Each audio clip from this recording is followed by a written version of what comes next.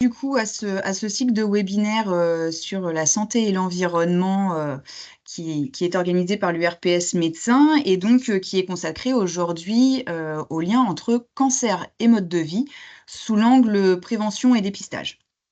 Voilà. Donc, pour rappel, on est ensemble pour 1 heure.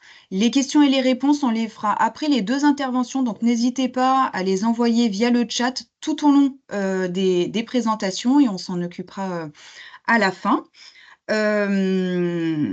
Voilà, et ben écoutez, je pense que j'ai fait le tour de la logistique.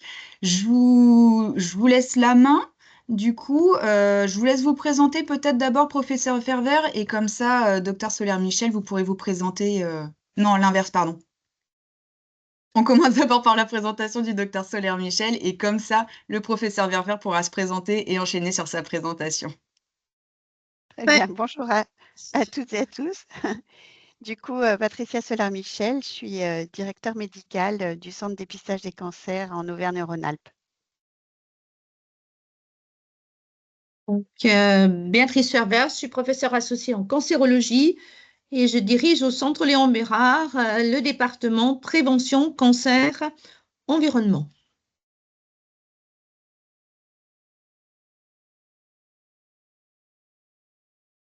Bien, merci Adeline de nous passer les slides de ces présentations.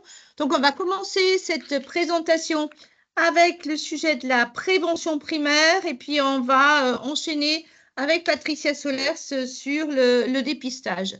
Je voulais faire quelques rappels sur la prévention primaire et puis partager avec vous nos réflexions et travaux sur comment favoriser les changements de comportement. Donc, petit rappel, 40% des cancers sont aujourd'hui attribuables aux facteurs de risque établis, facteurs accessibles à la prévention. On a le tabac, on a l'alcool. Alors, on entend souvent facteurs ou 40% des cancers qui peuvent être évités. Je suis plus prudent parce que quand ils sont attribuables à des facteurs accessibles à la prévention, ça ne veut pas encore dire qu'on puisse tous les prévenir. Si on a vu des évolutions favorables en ce qui concerne le tabac et qu'on a peut-être un jour la chance de voir le tabac plus que dans les cigarettes, plus que dans les vieux films. Pour l'alcool, il reste encore beaucoup de chemin à faire, ainsi que pour d'autres facteurs et dont on va parler aujourd'hui. Suivant.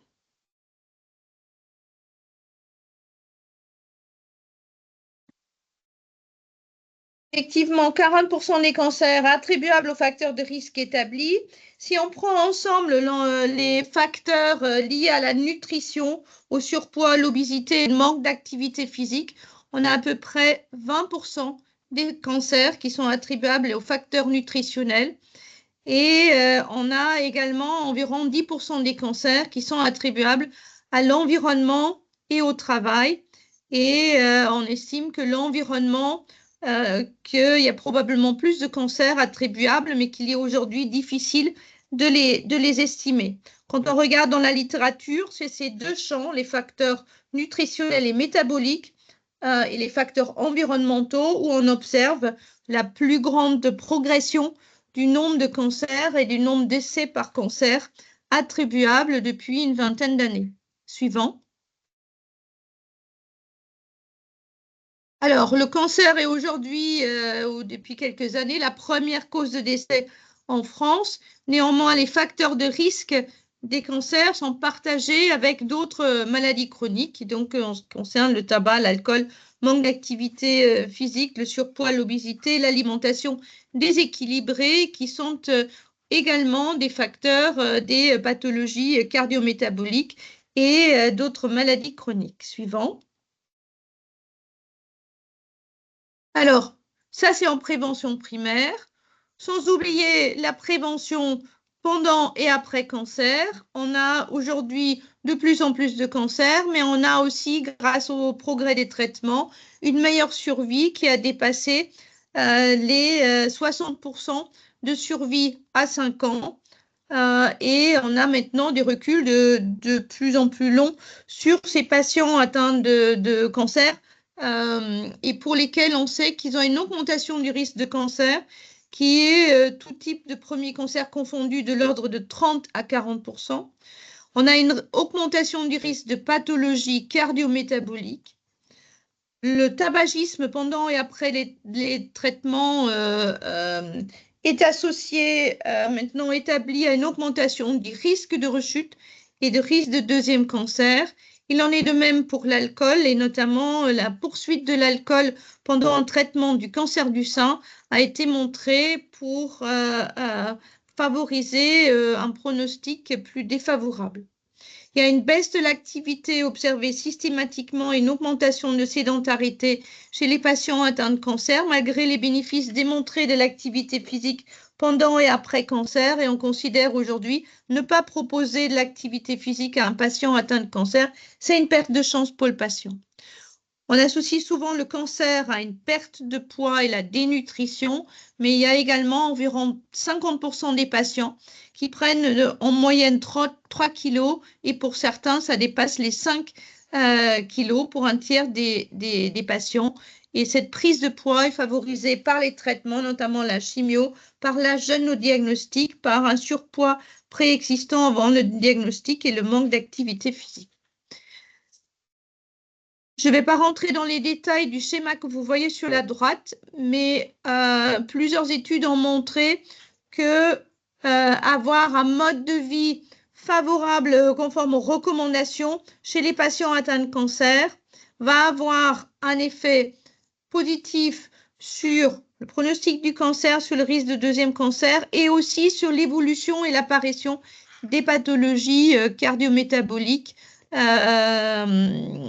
qui peuvent apparaître et pour lesquels les patients après un cancer sont à plus haut risque de développer ces autres pathologies chroniques.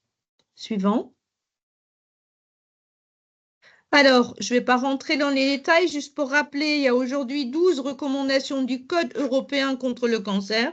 C'est grosso modo les mêmes recommandations que celles de l'INCa, du WCRF, 12 façons de prévenir l'apparition d'un cancer qui concerne le tabac, le surpoids, l'obésité, l'activité physique, la consommation d'alcool, l'exposition au soleil, le respect des mesures de santé et sécurité sur le lieu de travail, certains facteurs environnementaux comme l'exposition aux gaz de radon dans certaines régions de France, l'allaitement, la limitation des traitements hormonaux, notamment de la ménopause, la vaccination et la participation au programme de dépistage. Ces recommandations qui datent du début des années 2000 restent valables et on travaille actuellement, collabore sur un projet du CIRC qui met à jour ces recommandations et qui se trouve actuellement, cette mise à jour au niveau de la validation par les États membres de l'Europe. Suivant. Malgré ces recommandations et les connaissances depuis longtemps sur les effets néfastes du surpoids, de l'obésité, on observe en France une augmentation du surpoids et de l'obésité de façon constante depuis le début des années 90 et on est aujourd'hui à 47% des patients ou des personnes adultes entre 18 et 65 ans qui ont un surpoids et une obésité, donc presque la moitié de la population, avec 17% de personnes présentant une obésité et 30% présentant un surpoids. Cette évolution est observée dans toutes les tranches d'âge de la population, à l'exception des 55-64 ans, où on observe une légère tendance à l'inversion de la courbe, ainsi que chez les enfants, dans les dernières observations qui ont été faites.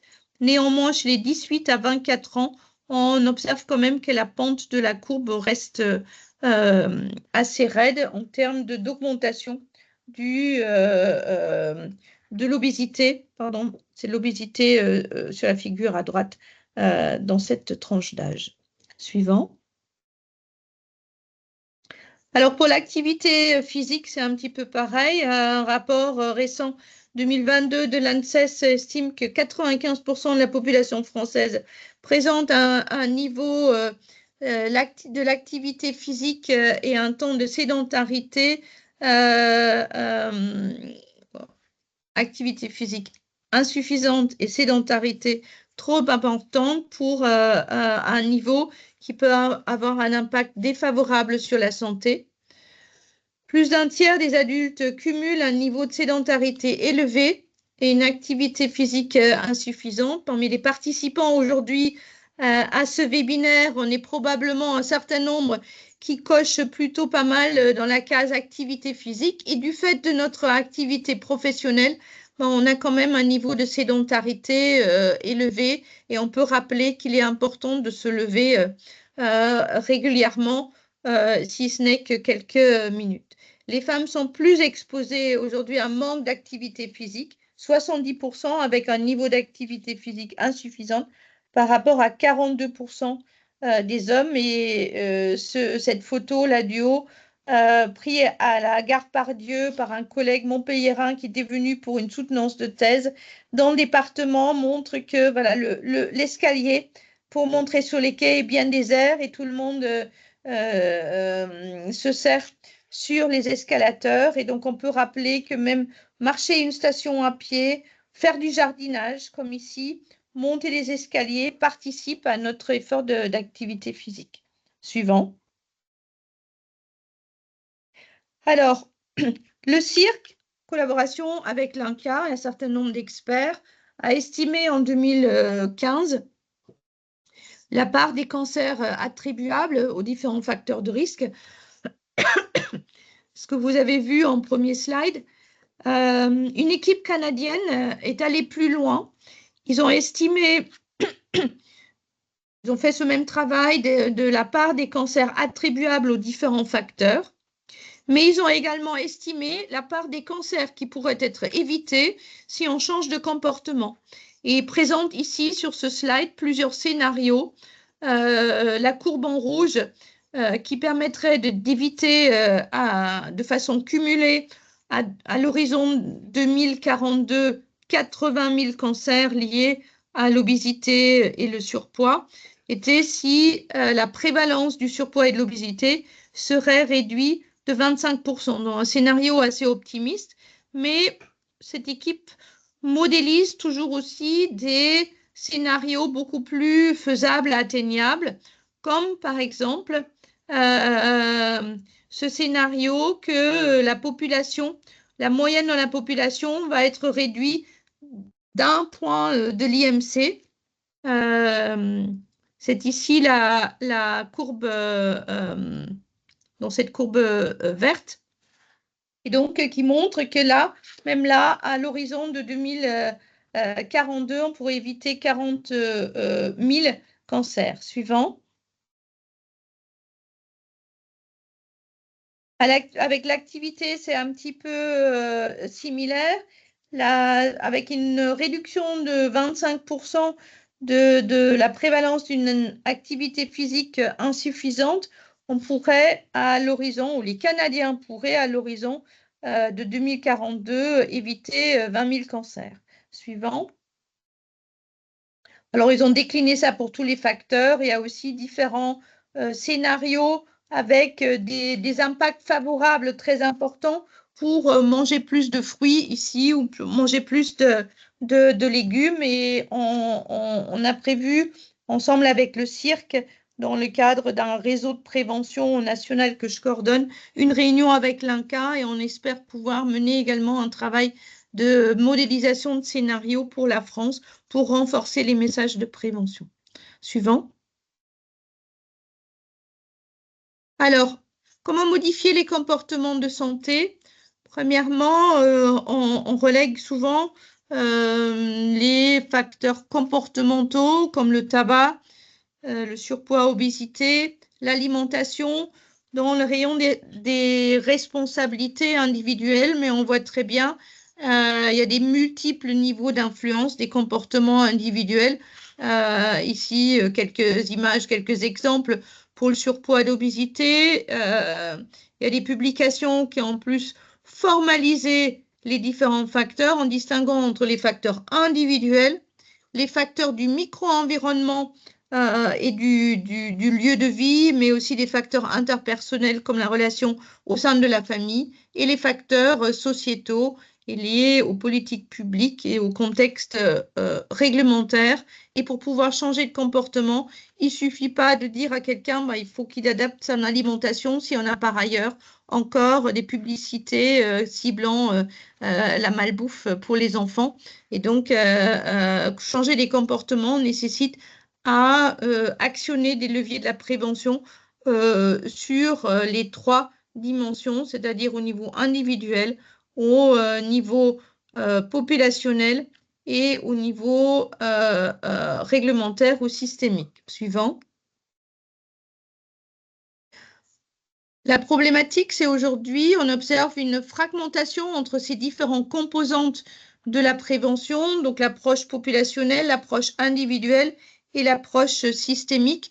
Ça a été plutôt pas trop mal géré avec le tabagisme, ça a pris du temps, mais de se rendre compte si on ne fait pas un changement au niveau des politiques publiques, avec le prix du paquet de tabac, avec l'interdiction de la publicité, avec l'interdiction de fumer dans les espaces publics, il n'y a pas à y avoir un pacte suffisant à inciter les individus à changer. C'est la même chose pour la nutrition, pour l'activité physique, et il faut en fait qu'il y ait une concertation, une synergie entre ces activités, et on a trop souvent aujourd'hui des fragmentations entre ces différentes composantes. Je cite un autre exemple, quand on participe au dépistage du cancer du sein ou du cancer colorectal, c'est très focusé là-dessus. Or, il y a des gens qui ont fait l'effort de se déplacer et on ne leur pose pas la question est-ce que vous fumez, est-ce que vous buvez, quelle est votre alimentation, est-ce que vous êtes en surpoids, et qu'il peut y avoir beaucoup plus d'opportunités d'articulation suivant entre les acteurs de la prévention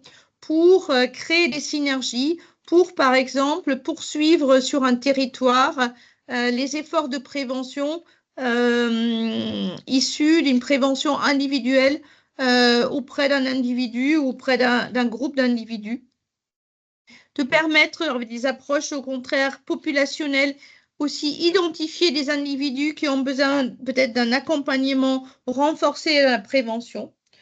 On peut aussi citer cette déclaration d'Helsinki sur la santé dans toutes les politiques publiques de 2013. Il y a eu un rapport du Haut Conseil de santé publique qui souligne que c'est loin d'être le cas en France d'intégrer la santé dans toutes les politiques publiques. Là aussi, une fragmentation et une possibilité de créer des synergies, tout simplement en coopérant entre différents acteurs, entre différentes institutions, mais on a souvent des barrières aussi, comme les financements, qui restent quand même très à l'intérieur de la santé et qui rend beaucoup plus difficile des collaborations intersectorielles, sans parler parfois aussi des barrières de culture pour sortir du domaine de santé pour aborder les questions de la prévention. Suivant.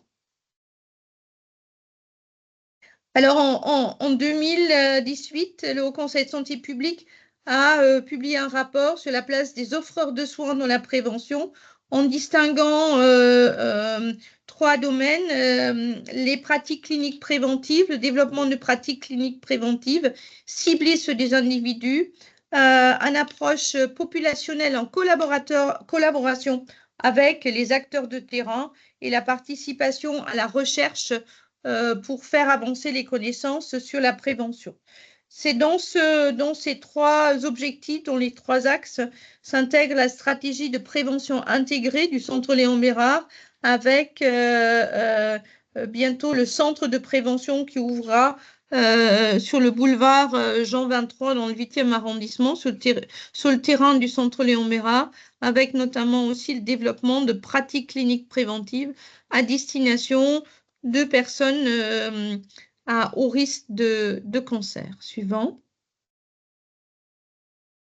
Effectivement, c'est le continuum de la prévention qu'on essaie de développer, mais qui est important aussi à considérer pour répondre aux problématiques de la fragmentation, en s'intéressant donc au CLB, aux populations à risque, à la prévention intégrée dans le parcours de soins et également la poursuite de cet effort de prévention après cancer auprès des patients dans le suivi à long terme. Suivant.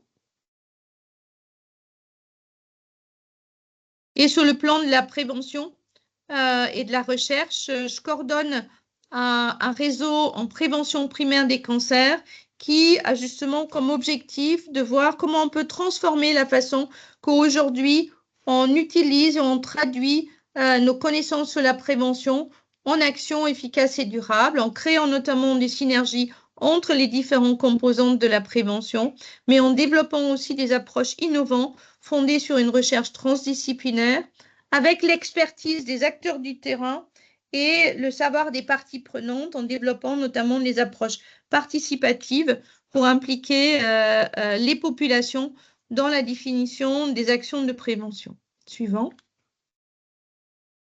Alors, comment créer efficacement un changement de comportement durable?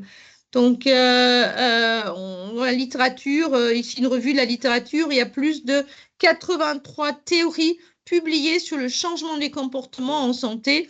Et là, on se dit, oups, comment je vais m'y retrouver?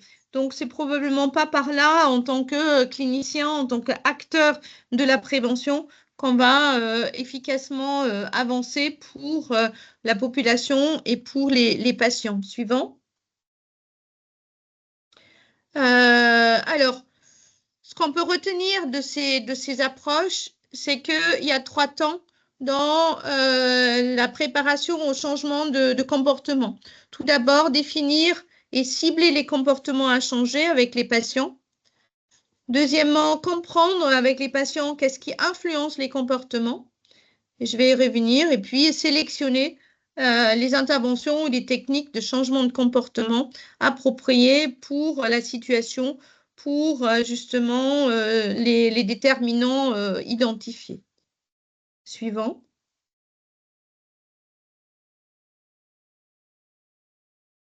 Alors, il y a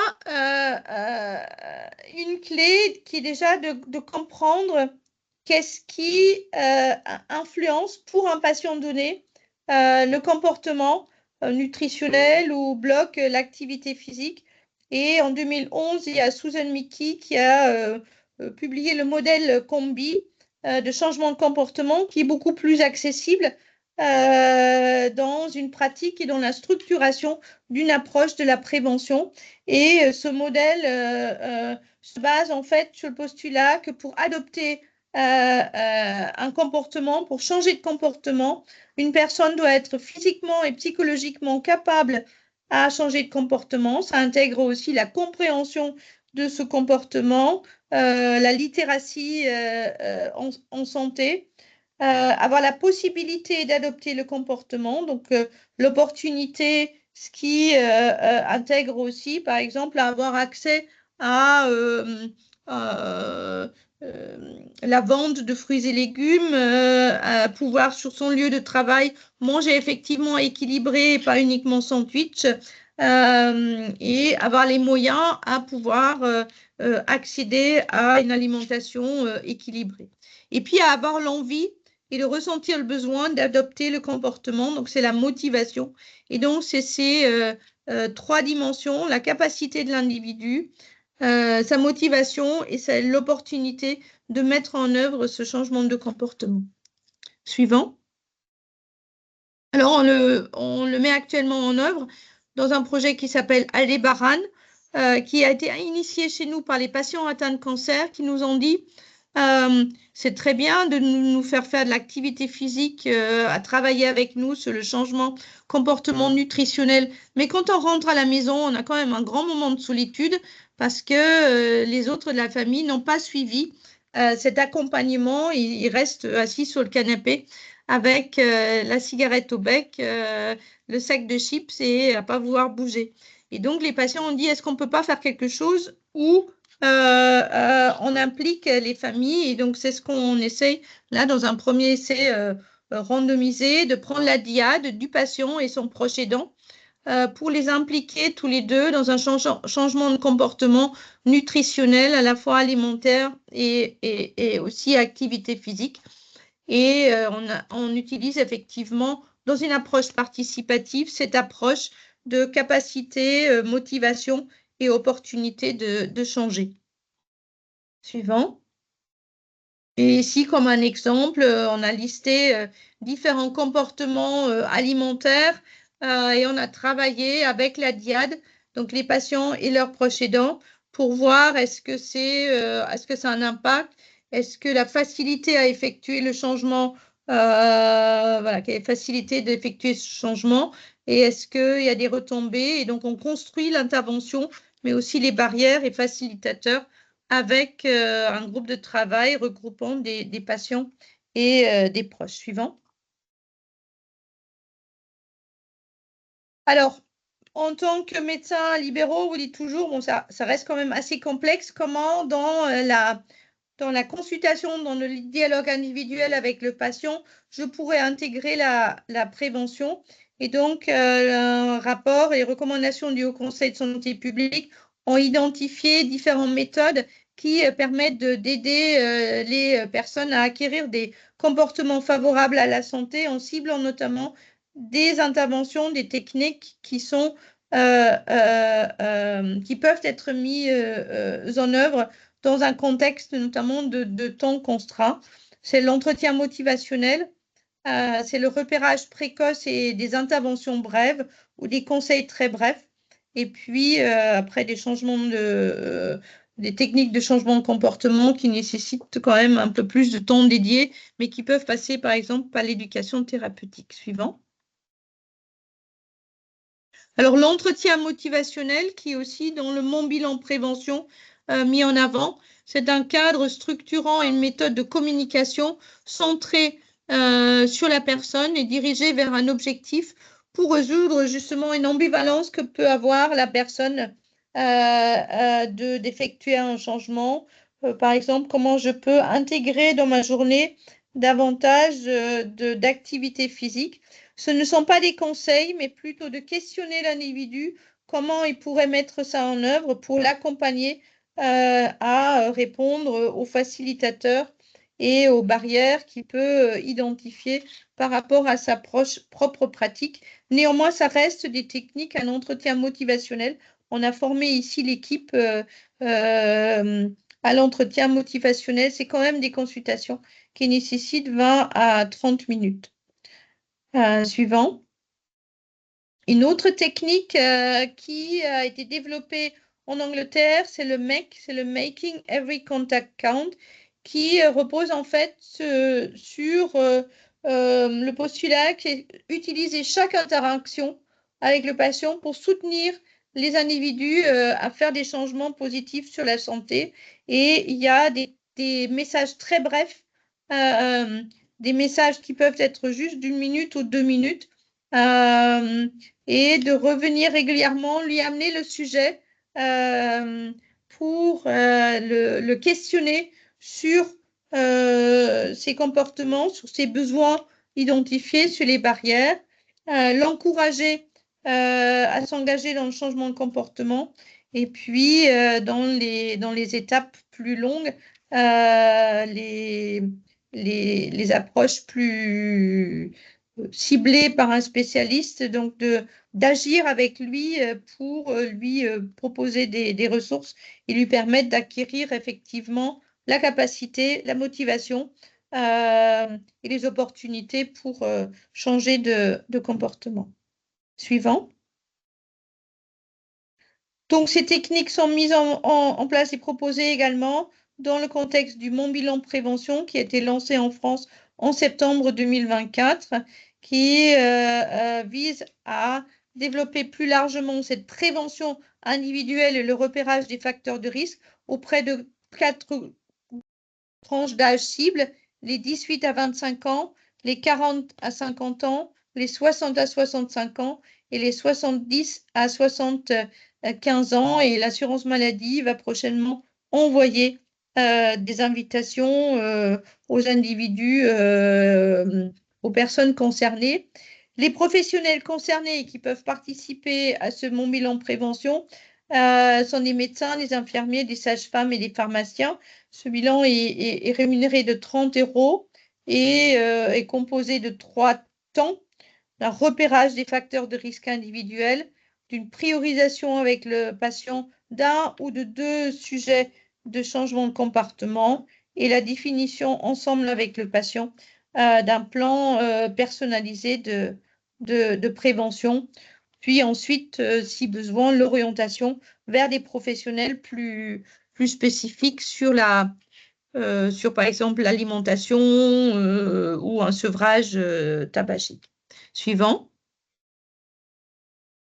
Alors, on n'a pas parlé beaucoup de l'environnement, plus focalisé sur les facteurs individuels, sachant que pour l'environnement, c'est exactement pareil. Il faut les 3 composantes, l'approche systémique, l'approche populationnelle et l'approche individuelle pour avoir un réel capacité à avoir une influence sur l'environnement. Il y a des interactions complexes entre les comportements individuels et l'environnement de vie, mais les interventions en termes de nutrition peuvent dessiner aussi des cibles et des pistes, comme on peut avoir des co-bénéfices, des stratégies individuelles de prévention sur la protection de l'environnement. Et je cite 2 exemples: avoir une alimentation conforme au Nutri-Score et avec une limitation de l'alimentation ultra transformée, non seulement un impact important sur la santé, mais également sur l'environnement, puisque c'est typiquement des environnements qui sont très consommateurs de ressources et surtout de déchets, producteurs de déchets. Un autre exemple, c'est promouvoir les modes de déplacement doux à pied, à vélo, qui peut aussi avoir un impact sur l'exposition et les concentrations des polluants de l'air. Suivant et fin. Donc, pour rappeler qu'il est important pour pouvoir réellement changer les comportements, de créer des synergies entre les composantes de la prévention pour réussir à modifier efficacement les modes de vie. Et on a vu avec le tabac, et c'est la même chose pour l'alimentation, les modes de vie ne sont pas cantonnés au comportement individuel, tout comme l'environnement ne peut pas être uniquement relégué sur les approches des politiques publiques. Il faut donc une synergie entre ces 3 composantes, intégrer la santé dans toutes les politiques publiques et non seulement dans le secteur de la santé, avoir une cible sur les inégalités sociales et la littératie en santé, parce que beaucoup des facteurs qu'on a vus au départ présentent des inégalités sociales très importantes.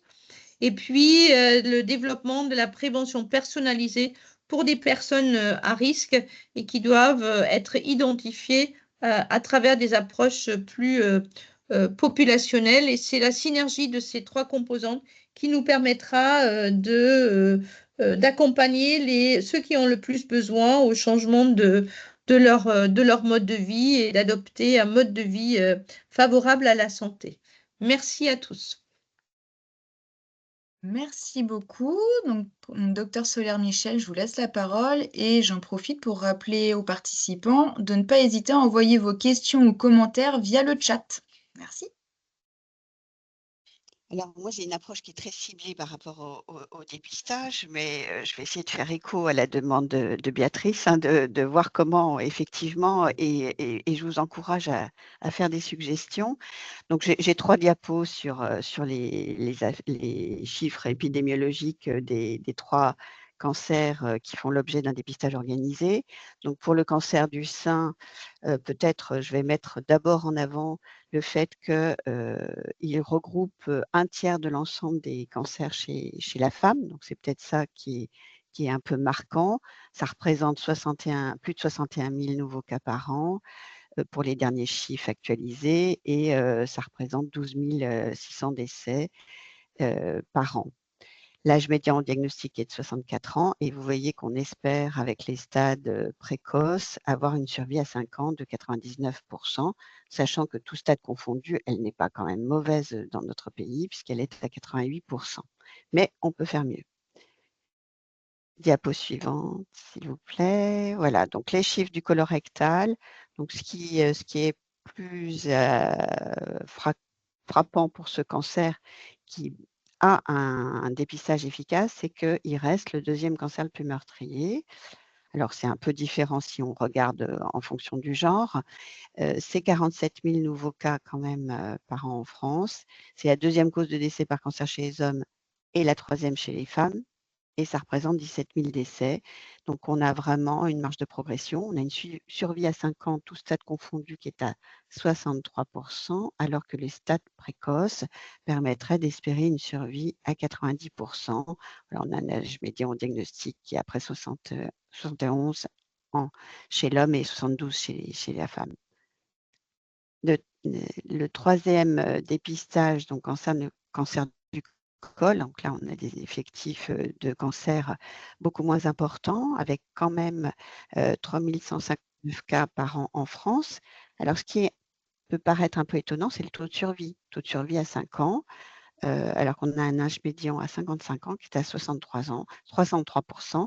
Voilà, il n'est pas très bon, alors qu'on a vraiment une manière de l'envisager en termes de dépistage qui va au-delà de la réduction de mortalité, puisqu'on vise l'éradication de ce cancer. Alors, ce que je voulais vous dire, je suis partie sur différentes directions dans ma présentation et en fait, j'espère que voilà, vous faire réagir, aussi avoir la possibilité d'échange. On a un changement en 2024 dont je voulais vous parler, qui est la nouvelle organisation des dépistages et donc un nouvel arrêté, puisque vous savez on a cette particularité pour les programmes de dépistage d'être complètement bordés dans l'organisation et le fonctionnement par des arrêtés ministériels. Donc le nouvel arrêté date du 16 janvier et les invitations, la principale modification consiste en le fait que les invitations sont désormais adressées par les organismes d'assurance maladie pour leurs bénéficiaires directement. Notre activité, du coup, des centres de dépistage des cancers va être recentrée sur ce que nous, on appelle le suivi, qui correspond en fait au suivi des lésions découvertes à l'occasion du dépistage pour avoir, in fine, le diagnostic final, mais aussi dans une fonction d'accompagnement. Bien sûr, on a une grosse part de notre mission qui concerne l'évaluation et l'ALEVER, je vais y revenir. Toujours en 2024, pardon, j'ai pas juste toujours en 2024, si on peut juste revenir, voilà, je voulais juste vous parler d'un courrier DGS qui a tranché le positionnement de nos structures comme qui sont des structures les médecins sont présents comme faisant partie, donc nos structures sont considérées comme faisant partie de l'équipe de soins. Et voilà, donc diapo suivante, je reviens à nos missions. Donc les invitations désormais sont adressées par l'assurance maladie et nos missions restent pour une bonne partie de l'information. Donc, il y a l'information et la mobilisation des professionnels de santé, dont on sait très bien que c'est un paramètre important. Plus on aura de professionnels de santé bien au courant des dépistages et mieux on pourra mobiliser la population. Et ça a été démontré dans de nombreuses études. Par ailleurs, on a une mission toute particulière de lutte contre les inégalités de santé. Donc là, comme le disait Béatrice tout à l'heure, voilà, on va un peu plus axer nos missions sur ce qu'on appelle l'ALEVER. Vert. Donc, c'est toutes les actions de promotion qui sont en direction des publics les plus vulnérables. Et puis, on a aussi une mission de promotion un peu plus large avec la sensibilisation et l'information des populations. Et là, on a une mission qui déborde un peu sur la prévention, aussi les gestes de prévention. Et donc, on fait souvent le lien, nous, on préfère se centrer sur le dépistage et on fait souvent le lien avec d'autres organismes, comme par exemple l'organisme Centre de santé environnement du Centre Léon Bérard, pour présenter justement tout ce qui est facteur de risque, comportement, mode de vie, comme c'est le cas aujourd'hui. Les autres missions et ce qui représente peut-être la part la plus importante de notre activité concerne ce qu'on appelle, nous, le suivi médicales. Alors, bien sûr, on ne voit pas les gens en consultation, c'est les médecins libéraux qui les vont ou dans dans les hôpitaux, mais on va accompagner en fait ce suivi par nos envois de courrier. Et vous savez qu'on cherche aussi des informations auprès de vous pour réaliser l'évaluation. On a aussi une mission de contrôle de qualité, donc notamment pour tout maquillage, mammographe que l'on doit suivre. Bien sûr, nos missions ont toujours à veiller sur l'égalité d'accès de toute la population à nos programmes de dépistage. Diapo suivante.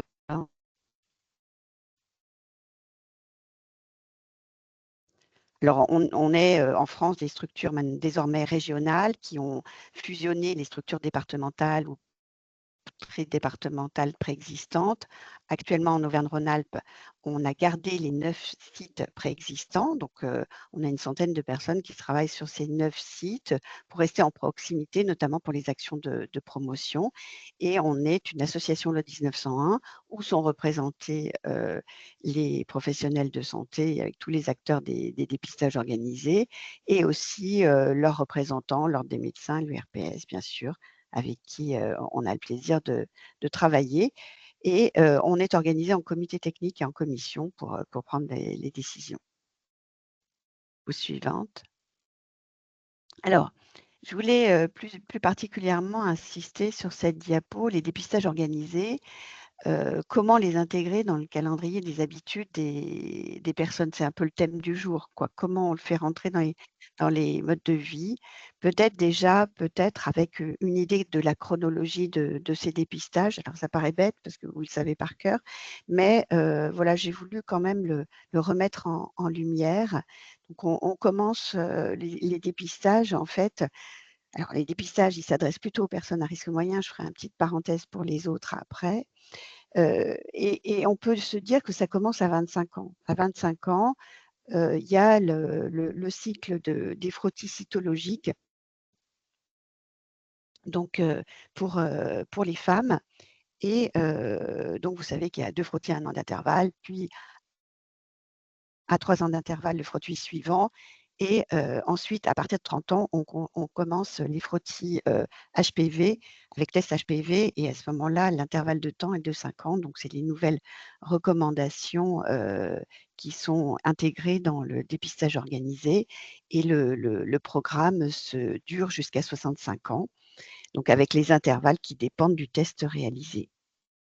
On peut aussi se dire qu'à 25 ans, et c'est un peu aussi la réflexion par rapport aux consultations et au bilan prévention, c'est qu'à 25 ans, il y a aussi à commencer à s'intéresser au dépistage du cancer du sein par la palpation par un professionnel de santé qui est préconisé, qui sont dans les recommandations, donc tous les ans.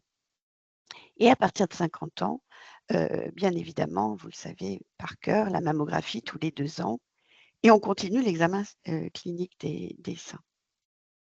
Pour les hommes et les femmes, à partir de 50 ans, il y a le test FIT, le test immunologique, à réaliser tous les 2 ans alors là, pour les personnes à risque moyen et sur le dépistage du cancer colorectal, ça a une importance particulière puisque pour les personnes à risque plus élevé, c'est un autre examen qu'on pratique, vous le savez, c'est la coloscopie. Donc juste un petit mot, si on peut afficher, voilà, les personnes à risque plus élevé.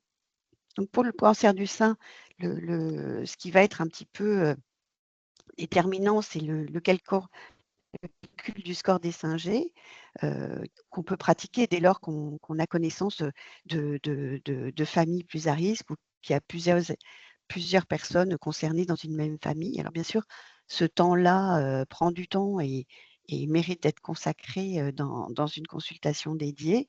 Et donc, repérer les scores des Singer supérieurs à 3, ça appartient un peu à tous les professionnels qui gravitent autour de la femme et peut-être ceux qui, au moment de l'examen clinique des seins, vont justement s'intéresser à la particularité du cancer du sein.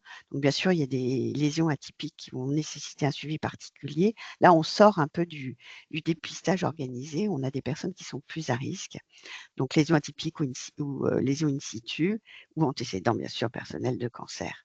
Pour le cancer du col, ça va être, si on découvre une lésion, bien entendu, là, il y a des arborescences en fonction des lésions découvertes.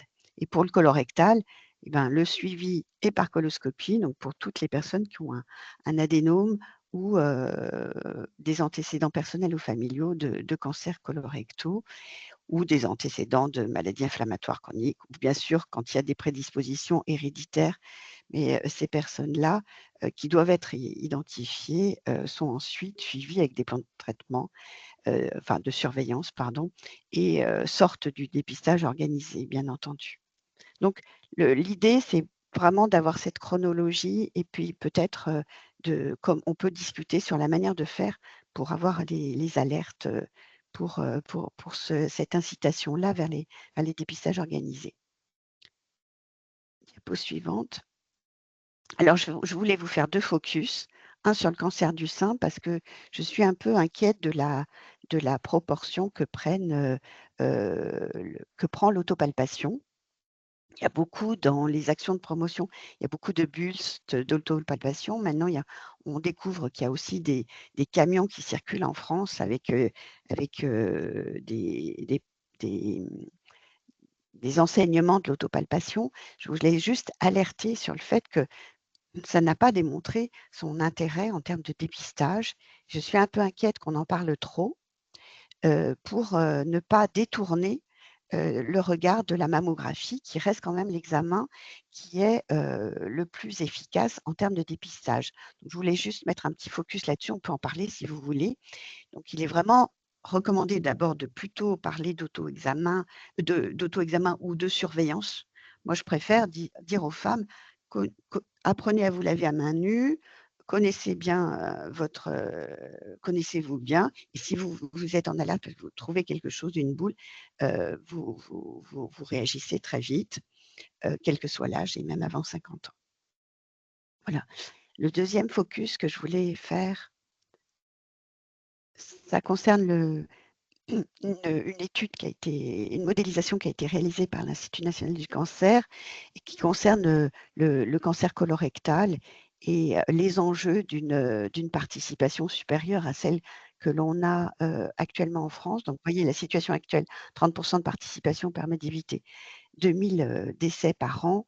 Si on était à 65%, ce qui est l'optimal atteint par certains pays européens et l'optimal recommandé par l'Europe, et on serait à 6600 décès évités chaque année. Voilà, juste un petit focus là-dessus. On peut en reparler. Alors, juste pour vous présenter ce que l'on fait dans le suivi. Alors, pardon pour ce tableau qui peut paraître un peu rébarbatif. En fait, on peut le lire en 3 lignes et en 2 colonnes. Donc, les 2 colonnes, c'est les informations que l'on récupère et ce que l'on en fait dans la 2e colonne. Donc, les informations que l'on récupère au niveau, en ce qui concerne les personnes invitées, la population invitée. Donc, on récupère des organismes d'assurance maladie, toute la population de la tranche d'âge. Et on va essayer de constituer une base d'éligibilité. Cette éligibilité, elle est constituée aussi par les organismes d'assurance maladie, mais ils n'ont pas tout. Nous, on essaye de constituer une éligibilité la plus exhaustive possible, d'abord par notre antériorité d'envoi d'invitation, mais aussi par des actions proactives pour récupérer des informations sur les bases constituées, comme on travaille avec le réseau pour récupérer les RCP, on travaille aussi avec vous, bien sûr, qu'on interroge, et puis on travaille aussi avec les PMSI et certains ANAPAT. Pourquoi on fait tout ça? C'est pour pouvoir, par exemple, dans le cancer colorectal, pour pouvoir alerter les personnes qui, bien qu'étant un risque plus élevé, feraient le dépistage par FIT et pour les réorienter en mettant les médecins traitants en copie, en réorientant vers le. Alors, ça peut être à bon escient, puisqu'il y a des possibilités de rentrer dans le dépistage organisé. Et ça, on demande à ce que les pathogastro-entérologues qui suivent la personne se positionnent. Mais voilà, on met une alerte pour un peu accompagner les personnes qui sont ciblées par le dépistage et celles qui ne le sont pas, les préconiser plutôt la coloscopie. Pour ce qui est des résultats, donc on va bien sûr, vous savez, on centralise la seconde lecture des clichés mammographiques et donc on va envoyer ensuite les résultats. Alors, on essaye de plus en plus, en ce qui concerne les médecins et les sages-femmes, d'envoyer les résultats par voie électronique. Donc, tout ce qui est en bleu, en fait, c'est ce qu'on récupère sous format électronique. Et tout ce qui est en prune, c'est ce qui reste encore en format courrier pour nous. Voilà. Sur le suivi, on va avoir une action qui a deux objectifs. Qui a un objectif d'évaluation, donc bien sûr, on recueille de données, mais pas que. On se rend compte souvent que l'émission de nos courriers va permettre aussi de certaines personnes qui sont un peu oublieuses de réaliser les examens attendus et recommandés dans le cadre d'une lésion positive, donc de la découverte lors de l'examen de dépistage d'une lésion. Et donc, on a aussi, donc dans la mission évaluative, on a aussi un retour des statistiques que l'on fait.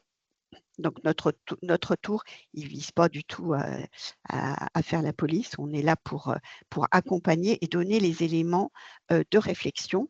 Donc, aussi bien pour les évaluations en direction des radiologues que les évaluations en direction des hépatogastroentérologues, pour leur rendre leurs résultats sur le taux d'adénome découvert par coloscopie, qui est un indicateur de qualité très important, et aussi tous les éléments, le nombre d'ACR, le nombre de positifs, etc.,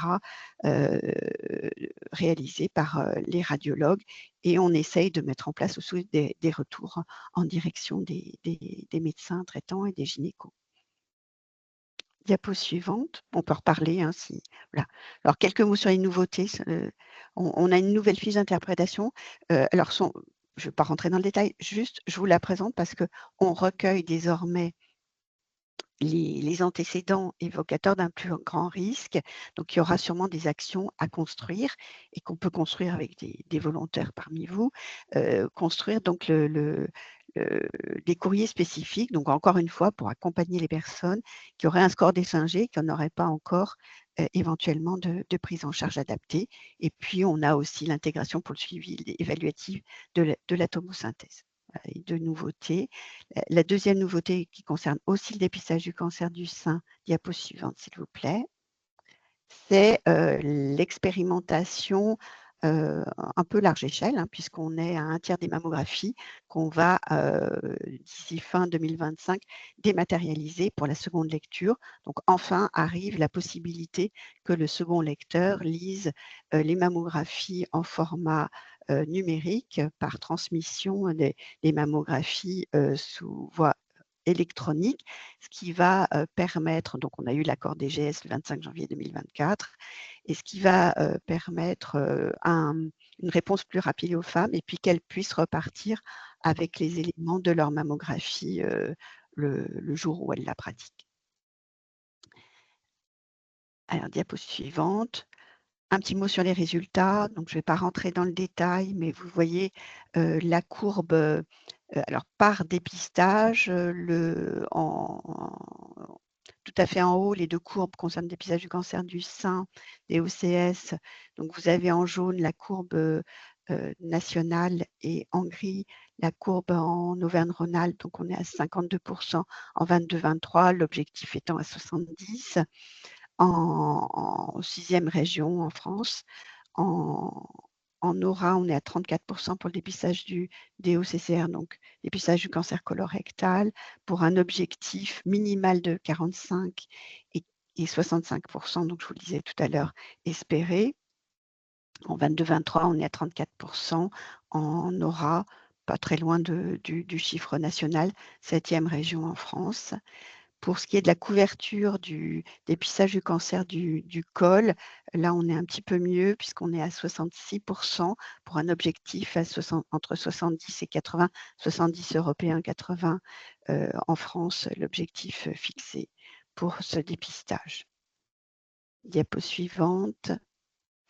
Quelques chiffres sur, je ne vais pas trop rentrer dans le détail, mais juste pour vous dire que quand une mammographie est dépistée positive, quand une mammographie, révèle une lésion, on a une VPP, donc un taux de cancer après le bilan de débrouillage qui le plus souvent est une échographie, on a 21,7% de cancers découverts. Donc, ça, ce sont les chiffres Auvergne-Rhône-Alpes.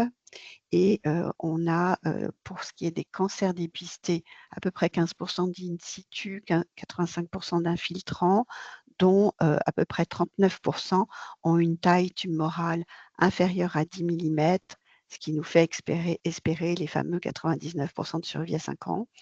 Voilà, on a en Auvergne-Rhône-Alpes un peu plus de 5000 cancers détectés chaque année par le dépistage organisé, ce qui représente à peu près 7,8 à 8 pour 1000 femmes dépistées qui ont un cancer. Pour ce qui est, diapo suivante, du dépistage du cancer colorectal, on est à, alors, je vous ai mis là le chiffre total de personnes dépistées, 752 000, un peu plus, en 2020-21, sont les derniers chiffres parus, donc les chiffres de Santé publique France à partir de nos données. Donc, on a juste un petit focus sur le fait qu'on a 6,7% des tests qui sont non analysables, dont un quart qui ne sont pas refaits.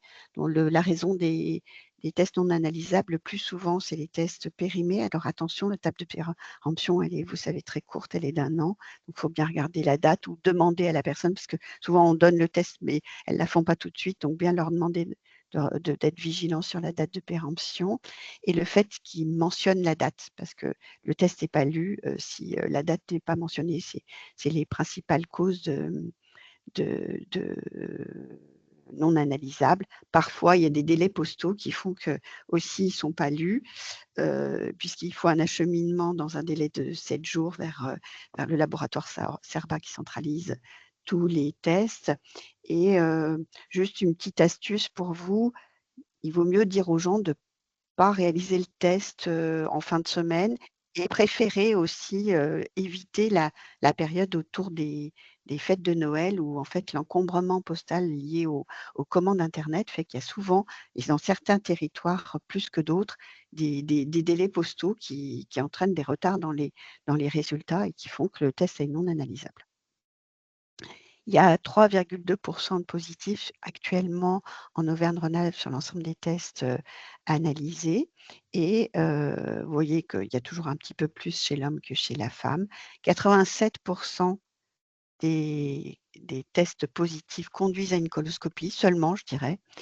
Et alors, on a peut-être un petit défaut de recueil, mais dans certains territoires, on a un peu plus de difficultés à récupérer les informations. Mais on sait qu'il y a quand même de l'ordre de 10% de personnes qui ne font pas la coloscopie après un test positif, alors même que lorsque, vous avez les chiffres en dessous, lorsque le test est positif, qu'on réalise une coloscopie, on va dans presque 72% des cas chez l'homme, 58% chez la femme, trouver un polype ou un cancer. Le taux de détection de cancer, c'est 2,6 pour 1000 personnes dépistées chez l'homme, 1,5 chez la femme. Et le taux d'adénome avancé, où là, on a tout gagné puisqu'on va retirer des lésions avant même qu'elles soient des cancers. Et donc, c'est l'objectif de baisse d'incidence aussi du cancer. On est à 10,9 pour 1000 adénomes avancés, pour 1000 personnes dépistées, 10,9 adénomes avancés découverts chez les hommes et 5,6 chez les femmes. Diapositive suivante. Alors voilà les chiffres concernant les cancers détectés. Donc les derniers chiffres, on a sur la campagne 2021 en Auvergne-Rhône-Alpes 36,5% de carcinome in situ et 63,5% de cancers invasifs qui se répartissent, vous voyez, avec des proportions très importantes de stade 1 et 2, 44% de stade 1, 25,5% de stade 2, et c'est là qu'on peut espérer les 90% de survie à 5 ans. Diapositive suivante. Alors, pardon pour cette diapo qui décrit tous les chiffres par département. Donc, je vous demande juste de regarder la dernière ligne en Auvergne-Rhône-Alpes. Vous voyez ce que produit en fait l'envoi de courrier d'invitation, parce que pour le cancer du col utérin, vous savez qu'on envoie qu'en rattrapage, c'est-à-dire qu'on va cibler les personnes qui n'ont pas fait de frottis dans le délai attendu. Et donc, s'il n'y a pas de frottis depuis plus de 3 ans pour les femmes de 25 à 29 ans, on va envoyer un courrier. Et vous voyez que parmi les courriers envoyés, donc 65 395 courriers envoyés, il y a 23 000, donc 35% qui réalisent le test. Et parmi les femmes de 30 à 65 ans, on est aussi à 30% de participation à 12 mois suivant l'envoi d'un courrier. Diapo suivante. Les perspectives, alors juste un petit tableau des perspectives européennes. Donc pour ce qui est de l'Union européenne, ils considèrent qu'il faudrait que 90% de la population qui remplisse les conditions pour participer au dépistage du cancer du sein, du col et du cancer colorectal se voit proposer un tel dépistage. Pour ce qui est du cancer du sein, c'est l'introduction partout de la mammo numérique et de la tomosynthèse. Il y a aussi un petit focus pour l'IRM dans les seins denses qui doit être envisagé et sur lequel je sais que l'INCa travaille. Pour le cancer du col, bon, nous, on y est déjà puisque c'est d'introduire le test HPV pour la tranche d'âge 30-65 ans tous les 5 ans. Pour le test colorectal, c'est le FIT et puis un bon suivi ensuite par la coloscopie quand le test est positif. Et il y a aussi, vous le savez sans doute, des expérimentations qui sont envisagées sur le cancer du poumon pour les fumeurs. Pour ce qui est des nouveautés qui vont probablement arriver dans les années proches. Un petit mot sur l'étude MyPEP pour le dépistage du cancer du sein, dont vous savez qu'il y a pas mal de controverses qui concernent la mammographie. Et donc, l'étude MyPEP va peut-être résoudre cette équation puisqu'elle propose donc de comparer le dépistage standard avec la mammo tous les 2 ans à une évaluation du risque basée sur un algorithme qui prend en compte les antécédents personnels, la densité mammaire et un polymorphisme salivaire qui est évalué dans un laboratoire central et donc qui détermine un niveau de risque en 4 catégories avec un rythme de mammographie adapté à la catégorie du risque, donc de 4 ans, 2 ans, annuel avec IRM, suivant le risque. Et juste pour vous dire qu'on aura les résultats à l'horizon de fin 2027. Voilà, je crois que j'ai terminé. Je vous ai mis quelques sites et au plaisir d'échanger avec vous.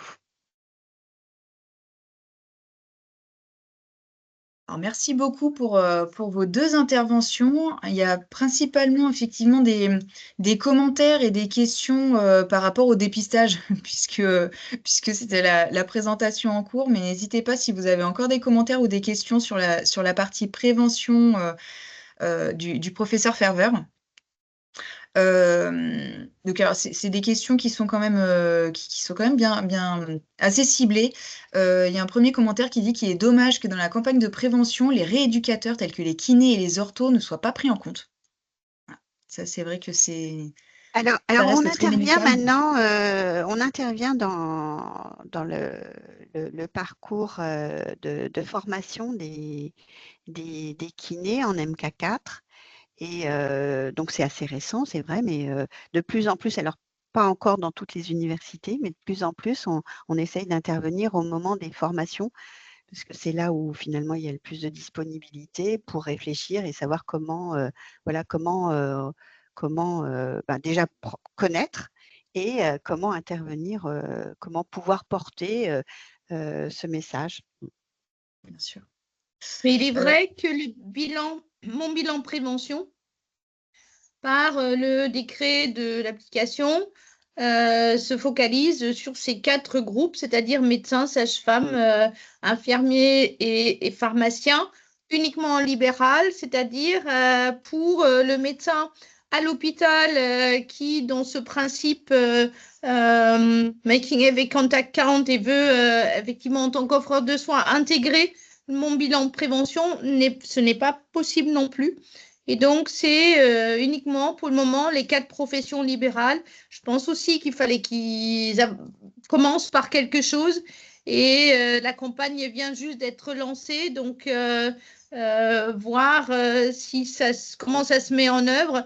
Il n'est pas certain que, vu le nombre de personnes concernées, que ces 4 professions et la rémunération de 30 €, que la participation sera très énorme. Et peut-être, dans un deuxième temps, il y a une réflexion sur élargissement de ce dispositif.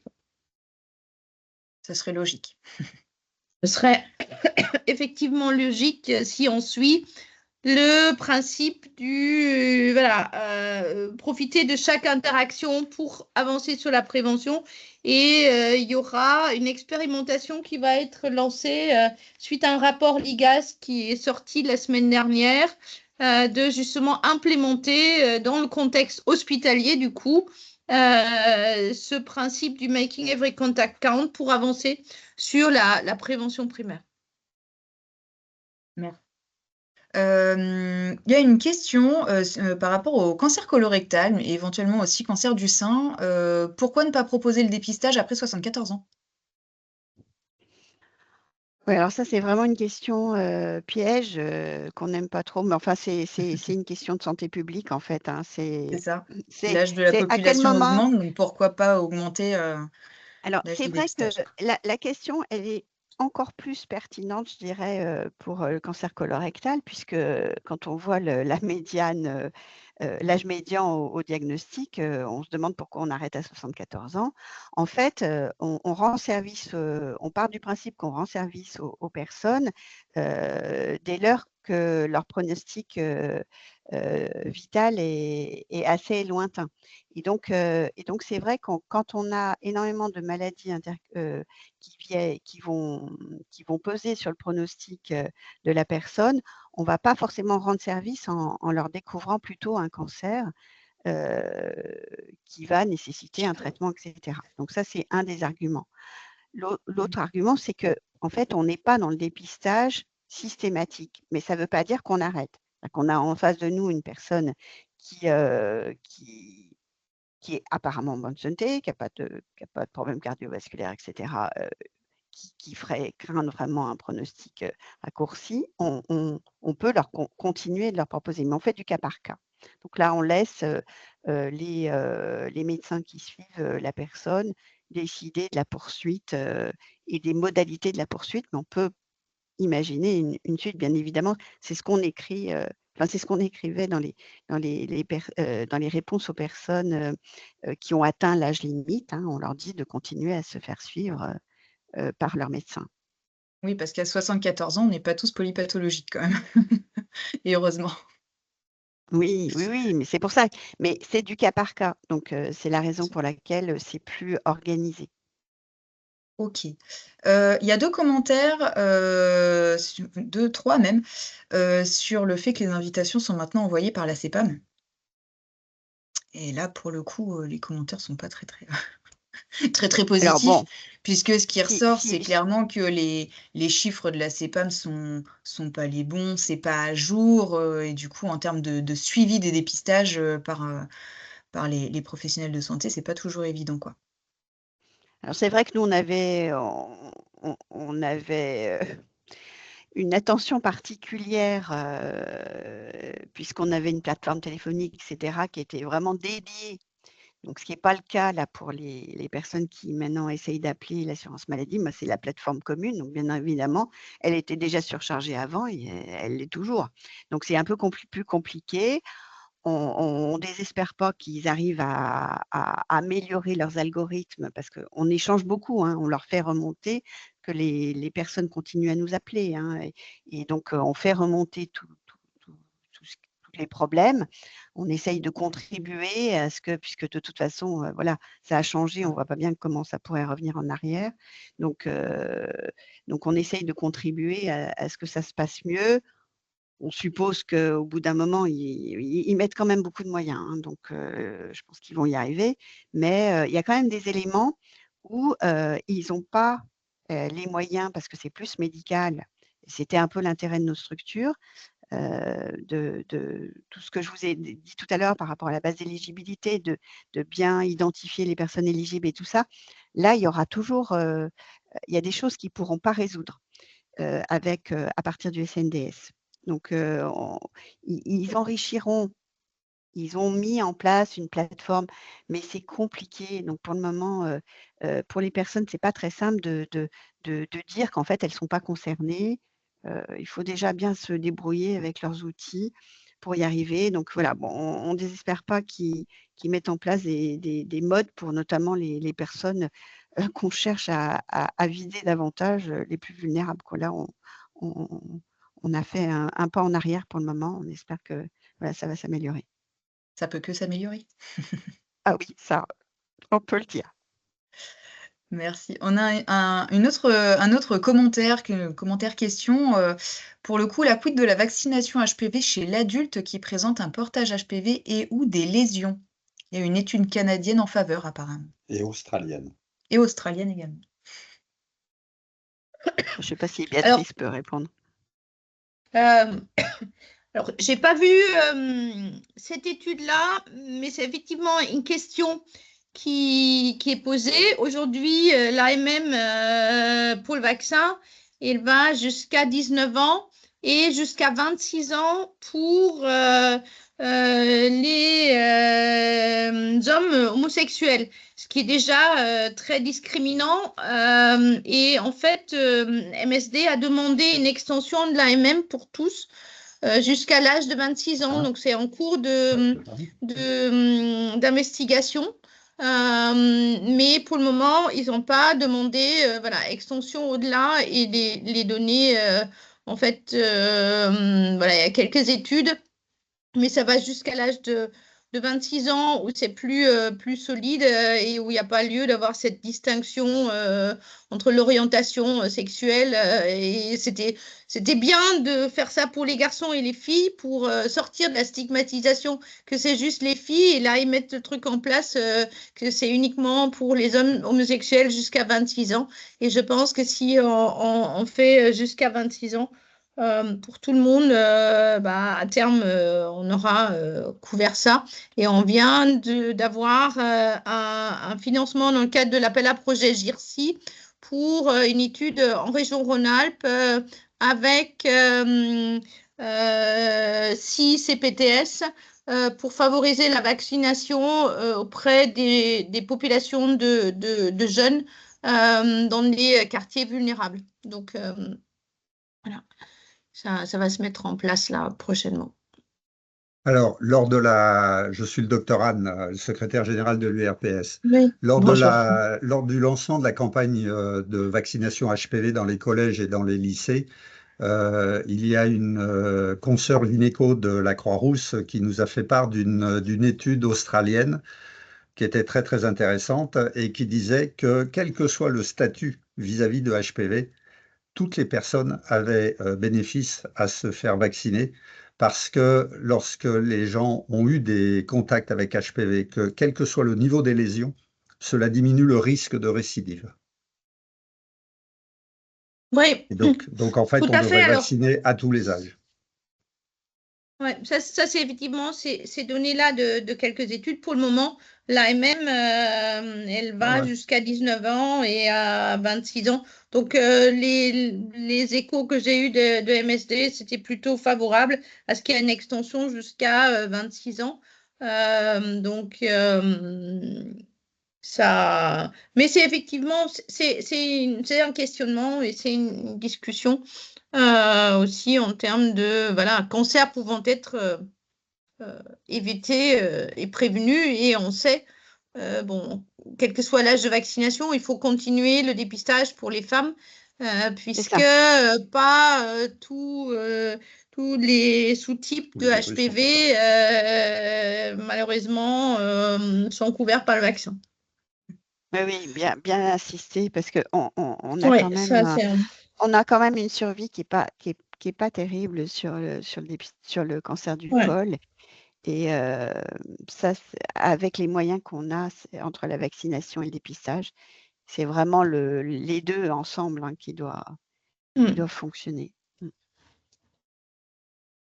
Merci. Du coup, sur HPV, personne rebondit en disant oui, mais remboursé par la CPAM pour le vaccin HPV au-delà de 26 ans. D'accord. Bon, je ne savais pas. Je pense que c'est peut-être un souhait. Un souhait. Je pense si c'est élargi au-delà de 26 ans, ça serait plus sous forme de souhait. D'accord. Ah non, c'est déjà passé, apparemment. C'est déjà d'accord. passé. Ok. Je ne savais pas. C'est une bonne nouvelle. L'heure tourne, on va peut-être une dernière question. Une personne qui dit: j'ai lu que le dépistage mammographique ne réduisait la mortalité que de 0,2%. Avez-vous les mêmes chiffres?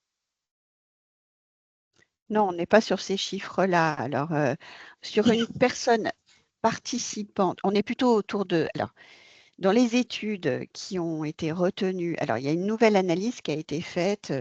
Ça fait la deuxième fois que le Centre international de recherche sur le cancer analyse les données de la littérature in extenso en réunissant, donc la dernière fois, je crois qu'il y a 16 pays participants, 32 experts qui ont planché pendant une semaine sur l'ensemble de la littérature et qui ont conclu qu'on était plutôt autour des 21% de réduction de mortalité et 40% pour les participants.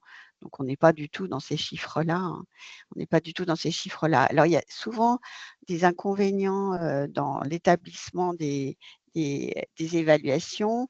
C'est qu'est-ce qu'on prend en compte, quoi. Qu'est-ce qu'on prend en compte pour le calcul.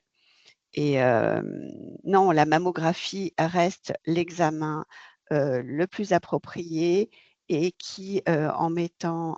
Alors, il est bien dit qu'il faut parler aussi des inconvénients de la mammographie. Quand on incite à la mammographie, il faut parler de ces inconvénients que sont les faux positifs, l'irradiation, le fait qu'on... Si on est dans le dépistage organisé, qu'on ne donne pas les résultats peut-être tout de suite, mais que dans un deuxième temps. Et le problème du cancer de l'intervalle, le cancer qu'on ne peut pas voir et qui va survenir entre deux dépistages. Donc ça, on dit qu'on peut en parler. Bien sûr, la question du surdiagnostic, qui est un point épineux. Là, on n'a pas bien le temps de s'y étendre, mais qui est un point épineux parce que pour bien expliquer le surdiagnostic, il faut prendre un peu de temps. Donc, c'est une question qui est délicate, mais néanmoins, elle mérite d'être abordée pour les femmes qui le souhaitent. Et il y avait un projet du Centre international de recherche contre le cancer d'avoir une plateforme avec échange des femmes et des professionnels sur les différentes questions qu'elles pourraient avoir à se poser. Mais ça reste le meilleur examen pour la réduction de mortalité contre le cancer du sein. Merci. Et si on revient sur le cancer du col de l'utérus, pour le coup, est-ce que vous avez une évaluation par rapport aux autoprélèvements? Non, on sait que ça nous inquiète un peu, pour tout vous dire, parce que actuellement, on observe qu'il y a une tendance à ce qu'il y en ait de plus en plus. Notamment, en fait, les laboratoires d'analyse font de plus en plus des actes de dépistage et, certains essayent de convaincre les femmes à le faire, les femmes qui sont réticentes pour avoir l'examen, et ils les orientent plus vers l'autoprélèvement. Ce qui normalement est bien un deuxième choix, mais un deuxième choix après avoir vraiment incité à la réalisation du frottis. Et on a un peu peur que ça prenne la place et c'est quand même pas aussi performant.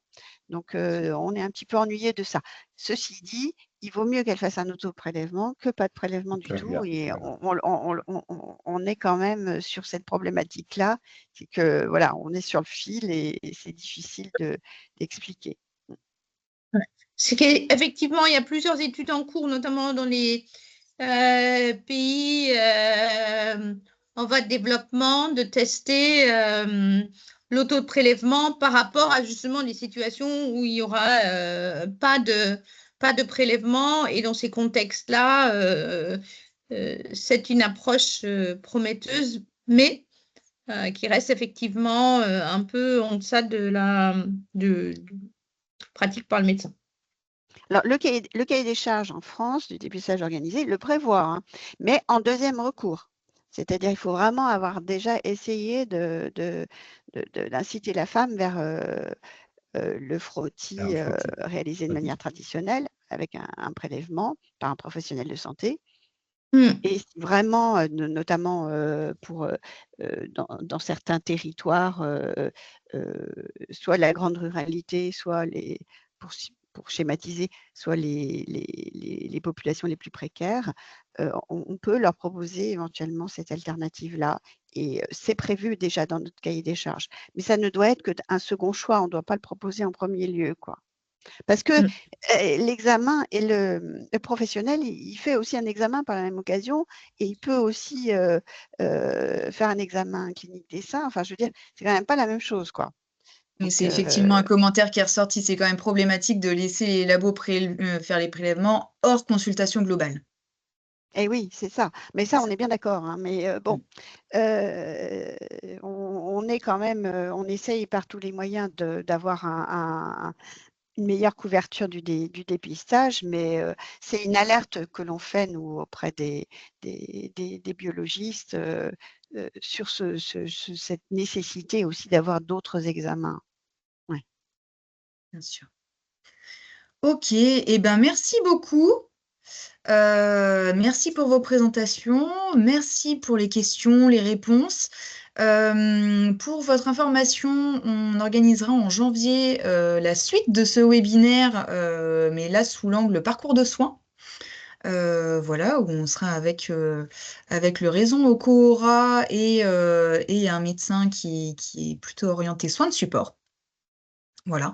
La date n'est pas encore fixée, mais normalement ce serait courant janvier.